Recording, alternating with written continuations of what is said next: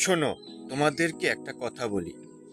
তুমি যদি তুমি যদি আসলে কিভাবে বিষয়টা বলবো, তোমাদের মধ্যে কেউ কেউ আছো, তোমরা আসলে কি লেখো, কি চিন্তা করো, আমি আসলে তোমাদের মনস্তাত্ত্বিক অবস্থা কিছুটা হলেও বুঝি। তোমরা যেই সোর্স থেকে চিন্তা করো, যে কথাগুলো লেখো, এগুলোর পেছনে একটা কারণ থাকে, একটা রেজাল্ট থাকে। তুমি যদি মনে করো টিচার তোমাকে বইয়ের থেকে সব উল্টাইয়া তোমাকে মাথায় লাগাইয়া মাথার মধ্যে দিবে, তাহলে তুমি মনে ভেবো তুমি জেগে জেগে ঘুমাচ্ছ বা ঘুমায় ঘুমায় স্বপ্ন দেখতেছ। লেখাপড়াটা হচ্ছে অর্জনের বিষয়, এটা অর্জন করতে হয়।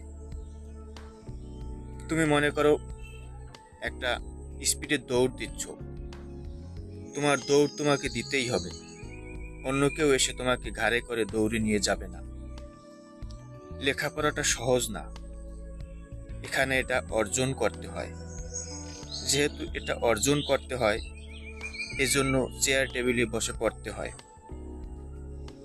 একটা সিম্পল কথা বলি, তোমরা যদি মনোযোগ দিয়ে পড়তে চাও, যখন তোমরা টেবিলে চেয়ারে বসো, মানে নিজ পড়ার স্থানে যখন বসো, আল্লাহর ওয়াস্তে মোবাইলটা তোমার থেকে রুমের বাইরে যত দূরে পারো রুমের বাইরে দূরে রাখবা।